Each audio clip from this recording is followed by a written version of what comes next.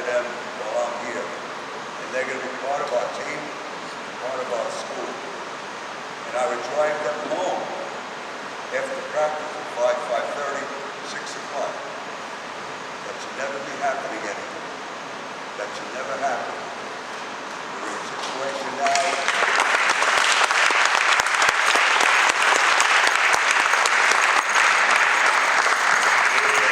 Situation now that a lot of things are happening in our country.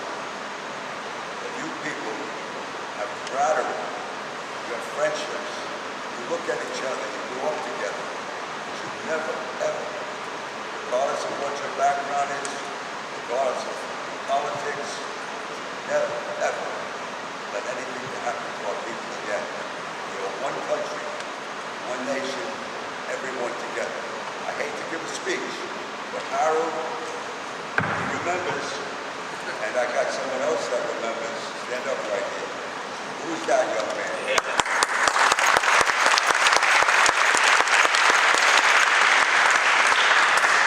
I had a situation where I was running a program in school and made sure you were taken care of at that time. What's your name? Kevin Jones. Oh, right. Kevin Gerald. He has a couple of grandchildren now, but I'm in touch with him, and wherever I go, he's one of the people that talks about the program and what we do. Some of you may be upset, but you know what? That's life. But that's what the world is today. Let's give it a shot. Let him continue that.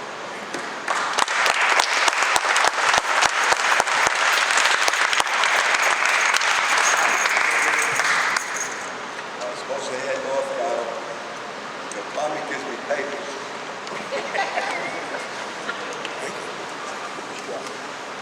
This is brilliant now. You're supposed to hand off what Tommy wrote. If you hand it off, Coach, don't phone me.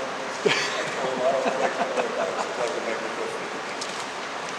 Raymond Cade, Fred Manning, it's your shot, boys.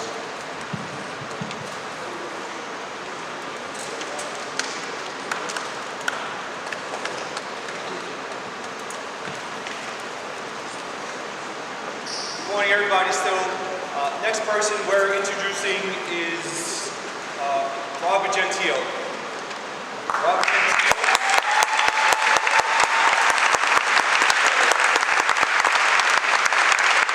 Played for Utrecht from 1980 to 1983. Played offensive tackle and guard.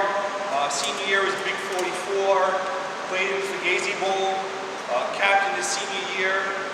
Went to Brooklyn College, played there for 4 years, a 3-year captain, played offensive tackle, and 2-time All-Conference player. So, did his playing days, I don't know. Obviously, I know him more as a coach. I got to play for him. I had him as a teacher. I got to coach with him also. He started coaching in 1990. 91, he became the head JV coach here. That was my freshman year. We started in 91. I was head coach from 91 to 94. 95 became the varsity head coach to 1999. All right, he was a social studies teacher here. He became an assistant principal here, and now he's a principal in Manhattan for the last 16 years.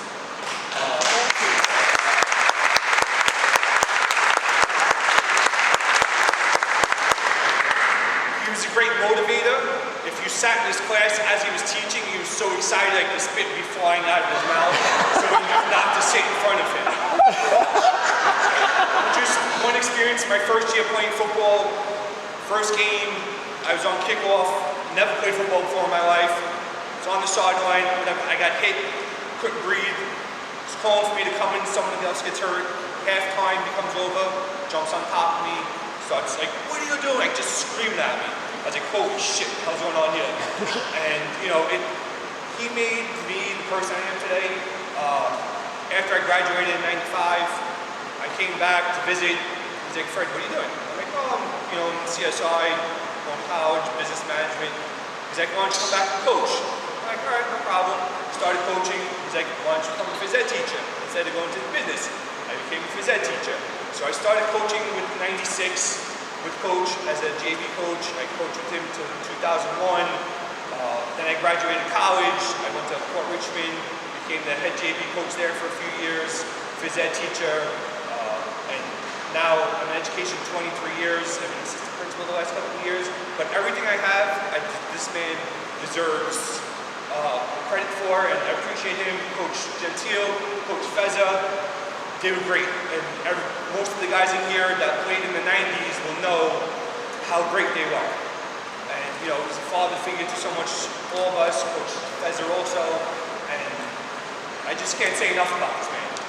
All right? I didn't have a father growing up. He was like my father, and I just love this man so much, and he definitely deserves to be in the Hall of Fame for everything he did for the program in the 90s. Mr. Payne's going to introduce say more stuff about him.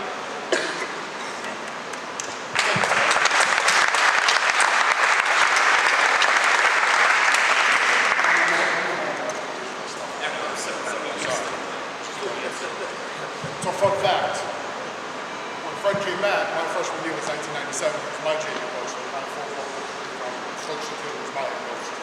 Fred was one of my JV coaches. My name is Ray Cade, for those who don't know who I am. Should I use the microphone? Is that better? Let's speak loud. I don't have the Gentile-esque voice, unfortunately. For those who don't know me, I had the honor and privilege of playing for Coach Gentile for 3 of my 4 years here at Utrecht. And my senior season under the recently retired coach. I played my football seasons here as a freshman in 1997 until my senior season in 2000, graduating in 2001. First off, I want to say it's an absolute honor and privilege to be standing in front of you today. It's with great pride that I get to be one of the representatives of the Hall of Fame Committee, and also as an alumni to induct my coach, Robert Gentile, for enshrinement to the Utrecht Football Hall of Fame Class of 2024. Where his legacy will forever be protected with those current and future Hall of Fame inductees in this school's storied history. Our football program has had some great and amazing coaches in its long history. Now Coach Gentile joins those ranks. For those who know and don't know, I just want to give a little insight from a kid's perspective, what it was like to play for this man. He demanded you worked hard and played hard. He had a dominating presence at his stature and size, and being a 14-year-old kid, it could be a little intimidating to say the least.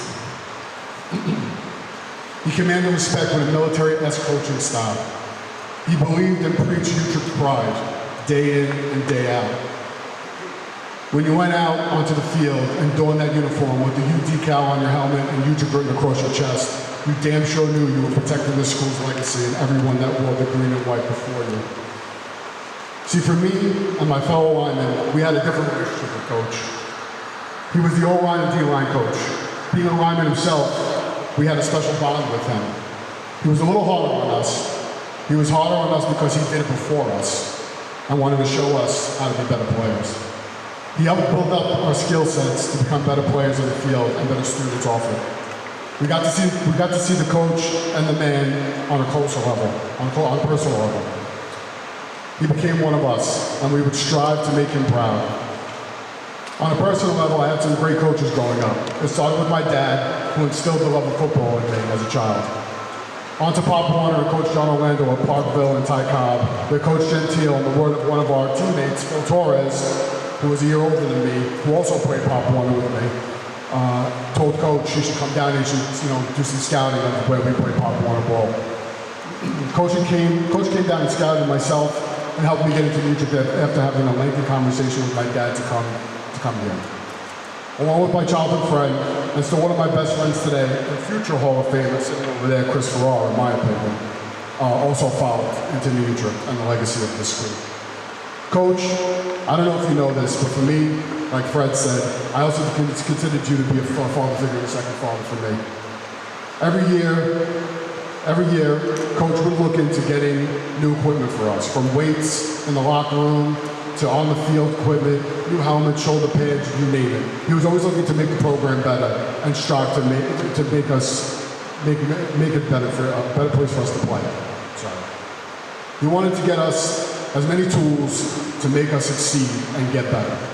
Coach Gentile also transitioned us to the U decal on our helmets and the Utrecht across our chest. He listened to his players when he asked what we wanted when getting us the new uniforms or what he can do to make it better for us being here. Again, pride, and his love for this program speaks volumes. You opened up your home to a lot of us. You helped us when we needed anything on and off the field. I am the man I am today for many reasons because of you in everyday life, as a father to my kids and just a man overall. You instilled core values that you can never put a price on, that I will carry with me for the rest of my life. And I want to personally thank you for that. Coach gave me a shirt my sophomore year when I was playing here, and it said Lyman Win Games. I wore that shirt underneath my uniform and my pads every single game until I graduated my senior year, and I wore it with pride because he gave it to me. And I strive every single day to make him proud that I was able to don that shirt and wear that shirt with pride for this program, and help me with my getting psyched up for a game on a normal basis. He built in my 4 years at Utrecht, in my opinion, with no disrespect to any of the previous before us, the best lineman in this school's history. With the Hall of Fame running back out of Bio a.k.a. Pooch, who was inducted in last year's, just for some credible proof from history of coaching, how great he made this program in his tenure here. My junior year, we were the number 8 team in the city, with the playoff run falling short in the second round. After Coach left before our senior season, we moved up to the number 4 team in the city, eventually losing in the playoffs to Kennedy, who ended up winning the championship that year. I don't know the exact number of us offhand, but a majority of those seniors were coached by Gentile, were selected to the All-Star game, named as All Brooklyn players and All City players, along with the upperclassmen before me and the underclassmen underneath me. A big part of that was because of Coach Gentile. With the motivation, drive, and willingness to never give up and fight to the end, he helped turn boys into men. And we are better men here today because of you. I just wanted to touch on one thing that Coach Leibowitz brought up in the last induction with, camaraderie here. I played ball here in the 90s and the early 2000s, and there was a lot of that going on here. There was a little bit of a resurgence back then, but you know what? The one thing that I learned that I was instilled in me by coming to this school is when you walk through those doors every single day, we all breathe green and white. There was no color here. It was green and white every single day of the week. And I'm proud to say that. And I'm honored to say that because I have brothers and sisters here that are of every color, creed, and race and religion. And that's one of the things that the school always instilled in you and the coaching program, past, present, and into the future. So, with that being said, I was a little off key, but a little off topic. Coach, with that being said, on behalf of the Hall of Fame Committee, the alumni, all your former players, it is an absolute honor and privilege to welcome you into the Utrecht Football Hall of Fame class of 2024.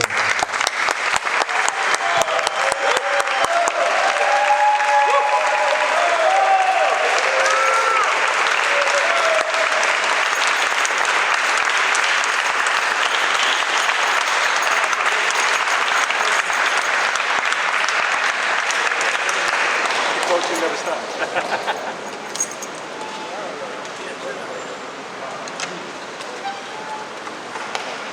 You should have been one of those chairs that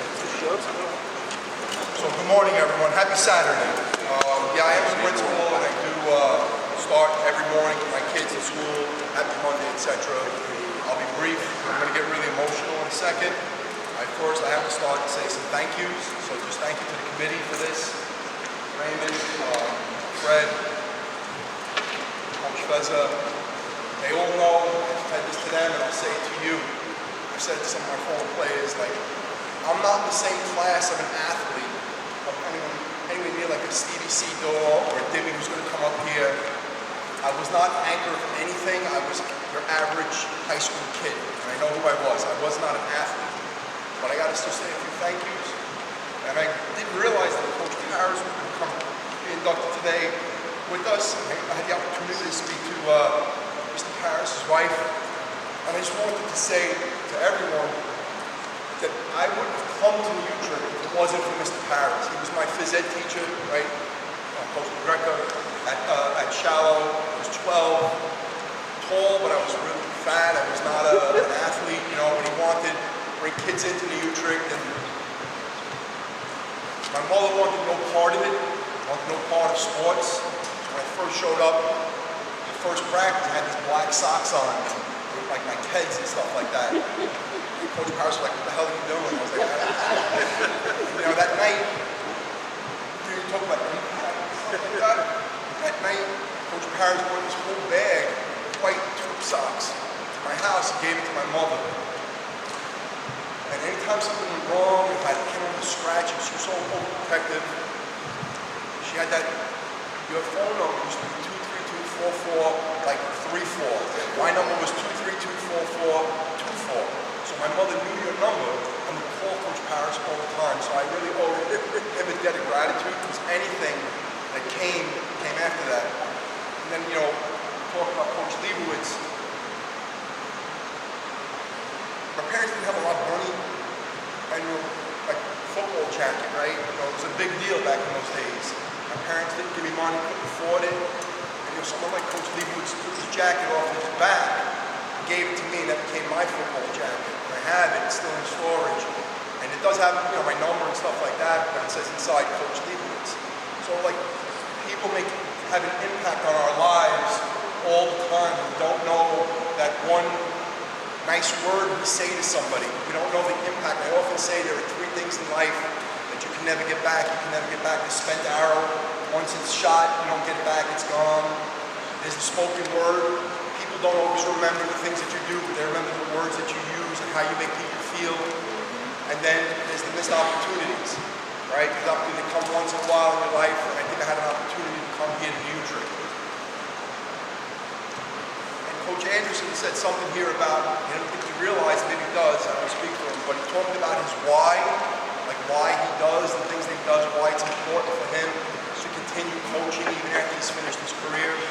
And for me, I never really thought of it. I do this exercise with my assistant principals about our why are we educators, and things like that. And when Tommy called me and let me know this was going to happen, I kind of went back and thought about my why. And Pete, Joe, you guys remember 1981, it was probably a Monday practice. We were leading up to the Lasagna Bowl, and it wasn't Lasagna Bowl, it was a Pan, Utrecht versus Lafayette. We hadn't been there in a few years, and I'll never forget Coach Paris on the field talking to us about why it was important for us to stay together, play hard, and there was something in his eyes. His eyes welled up, and there was a lot of Utrecht pride. And I guess I held on to that. And, you know, when I thank Coach Burke for giving me the opportunity to come back and coach when I was a little older, after Mr. Leibowitz hired me as a teacher. Bob, you remember this. So in 1990, we had the fourth of the last few games because a lot of guys got hurt. We had 18, 19 guys. For those of you that are older, you remember Bill Travis used to write in the Daily News the football scores. Bill Travis wrote this long article about Fort Hamilton and Coach Leno and how they were building something. And there was a line in there about other programs that were called, he called his words, verbatim, doormat programs. And that was something that Coach Feza and I, we picked up on. We played here. We were like, F you, we're not going to call us a doormat. That became our rally cry. So guys like Dimmy, and Dimmy should have been here a long time ago, like guys like Dimmy that bought into that mantra, we weren't going to be called doormats anymore. You know, so by 94, Coach Burke took us to the playoffs, and I just tried to build on that. I didn't want to be a doormat. People didn't want us to win. There were people that were against us, and there were politics behind those who had played in that 97 team. Remember we played New Dalton, right? We'll go back a second. 93, we played a JV game against Lafayette, and the football coach, the head football coach at Lafayette, didn't want to lose to us. We were good. We had a really good JV team that year. And he put 16 and 17-year-olds in a JV game against our 13, 14-year-olds, 15-year-olds, because they didn't want to lose to us. And then he became the head football coach at New York. We kicked the shit out of him in New York he protested that game on Saturday. I had to go before the football commissioner to talk about the protest. And the football commissioner he had beef with Utrecht. And those two guys made us replay that game. You remember that, right? Remember having to play on a Tuesday or a Wednesday, and we had to play again on Saturday? So there were a lot of people that didn't care about this program, and you guys all bought into what we were selling.